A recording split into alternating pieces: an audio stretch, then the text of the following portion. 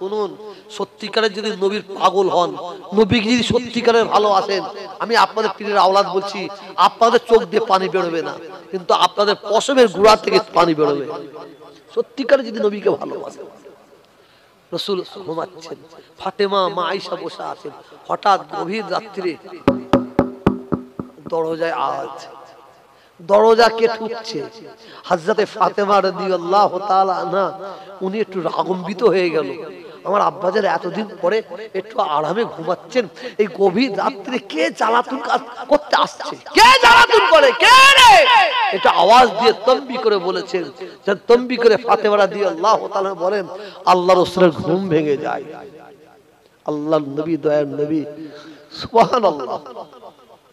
ওই অবস্থায় ফাতেমাকে বলতেন, ফাতেমা আস্তে আস্তে চেঁচাও না।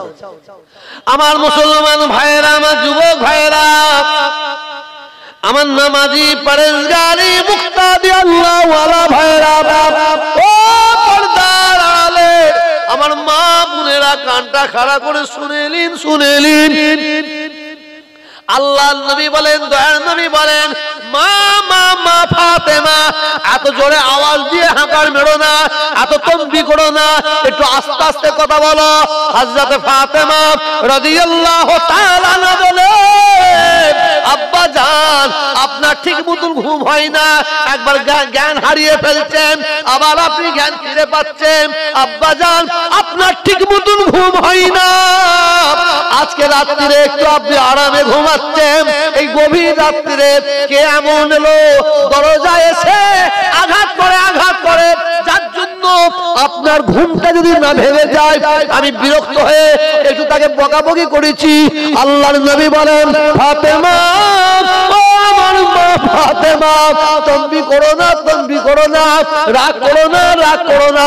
হযরতে ফাতেমা রাদিয়াল্লাহু তাআলা বলেন, আব্বা জান, আপনি বলুন, বলুন, এই গভীর রাত্রিরে আজকে দরজায় কে আঘাত করে, কে এমন এলো দরজায় এসে আঘাত করছে? আল্লাহর নবী বলেন, ফাতেমা, দেরি করো না, দেরি করো না, যাও, চলে যাও, চলে যাও, চলে যাও, ঘরের দরজাটা খুলে দাও। উনি অন্য কোনো ব্যক্তি নয়, উনি হচ্ছেন ওই ব্যক্তি যে ব্যক্তি নাকি মায়ের কোল থেকে ছেলেকে ছিনিয়ে নিয়ে চলে যায়, ছেলের কোল থেকে মাকে ছিনিয়ে নিয়ে চলে যায়, স্বামীর কোল থেকে স্ত্রীকে ছিনিয়ে নিয়ে চলে যায়, স্ত্রীর কোল থেকে স্বামীকে ছিনিয়ে নিয়ে চলে যায়। উনি হচ্ছেন ওই ব্যক্তি হযরতে আজরাইল সালাতু ওয়াস সালাম। এ ভাই, জবাব দেন। বাচ্চা ছেলেরা ডাক্তারকে দেখে হাসে না কাঁদে? বাচ্চা শিশুরা ডাক্তারকে দেখে কাঁদে না হাসে? ভয় খায় না, কাঁদে না? আজরাইলের নাম শুনলে আমাদের পশম খাড়া হয় না? এটা কত বলেন না, আমাদের ভয় হয় না? এই কিছুদিন আগে আমার দাদা হুজুর কেনার খলিফা হযরতে আব্দুল লতিফ সাহেব, হাজার হাজার হাজার হাজার তার হাতে হাফেজ আছে, 20-50 হাজার হাফেজ তৈরি করে দিয়ে গেছেন। হযরতে হাফেজ আব্দুল লতিফ সাহেব বড় হাফেজ সাহেব বলে পরিচিত, তার নাতি কিছুদিন আগে মারা গেল, ইন্তেকাল করল। জোহরের নামাজ পড়েছে, জোহরের নামাজ পড়েছে, জলসায় যাবে, একটু চেয়ারে বসে আছে, আসরের নামাজ পড়ার জন্য অপেক্ষা করছে, হঠাৎ চেয়ার থেকে নামতে হয়নি, চেয়ারে বসে বসে ইন্তেকাল করেছে। অত বড় আলেম, খুব ভালো মানুষ, যিনি গোসল দিচ্ছিলেন তিনি বলছেন, হুজুর আমাদের কি হবে? বলে হাউ হাউ করে কাঁদছে। যিনি গোসল দিচ্ছিল তিনি হাউ হাউ করে কাঁদতে কাঁদতে বলছে, হুজুর আমাদের কি হবে? আমি, কেন ভাই, কি হয়েছে? বললো, চেয়ারে বসেছিল, ইন্তেকাল করেছে হুজুর, পুরো পায়খানা করে ফেলেছে, মওতের আযাব, মওতের সিদ্দত, পায়খানা করে ফেলেছে। একটা আলেম, 5 ওয়াক্ত নামাজি, তার মত। আল্লাহ আমাদের সবাইকে হেফাজত করে, বলুন আমিন। এটা জোরে বলবেন আল্লাহু আমিন। হাই রাই, আল্লাহর নবী বলেন, ঘরের দরজা খুলে দাও। আমি খুব ছোট্ট করে বলছি, হযরতে আজরাইল সালাতু ওয়াস সালাম আমার রাসূলের কাছে আসবেন, আমাদের নবীর কাছে আসবেন, আমাদের নেতার কাছে আসবেন, আমাদের সরদারের কাছে আসবেন।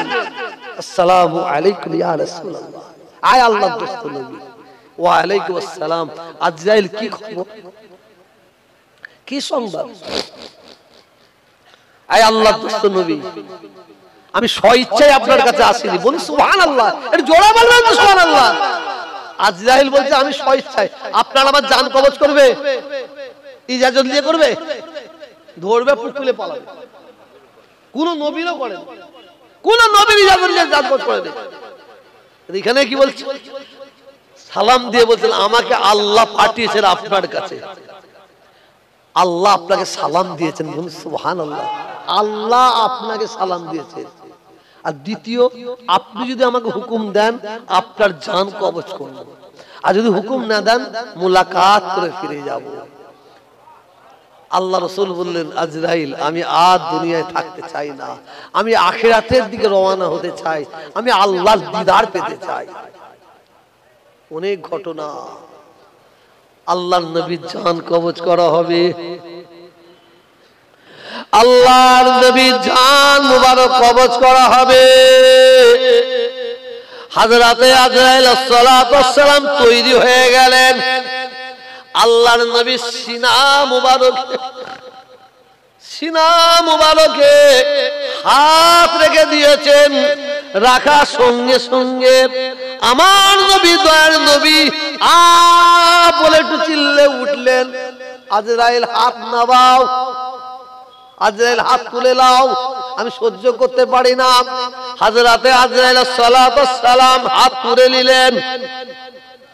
আল্লাহর নবী বলেন আজরাইল তুমি এত বড় নিষ্ঠুর, এত বড় পাষাণ, আমি নবী আমার জানা ছিল না। এ আজরাইল তুমি আমার বুকের উপরে হাত রেখেছো। না না না না না, আমি নবী আমার মনে হচ্ছে উহুদ পাহাড়টাকে আমার বুকের উপর চাপিয়ে দিয়েছ।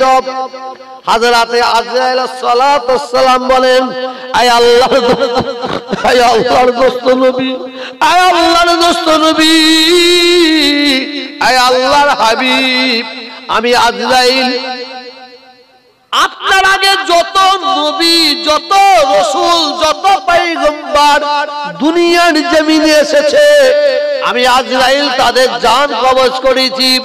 যত নবীর উম্মতি আমি তাদের জান কবজ করেছি।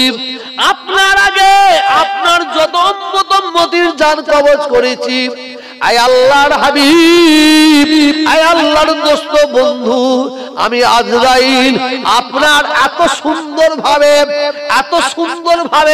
এত আসানির সঙ্গে জান কবজ করছি, কোন নবীর উম্মতির এত আসানির সঙ্গে জান কবজ করি না।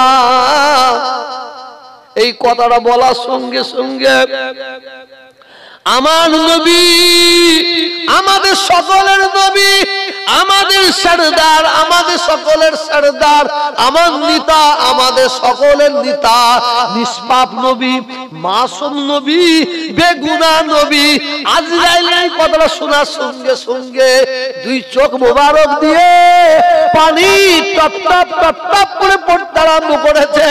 বাচ্চা শিশুর মতন কুকিয়ে কুকিয়ে কাঁদছে।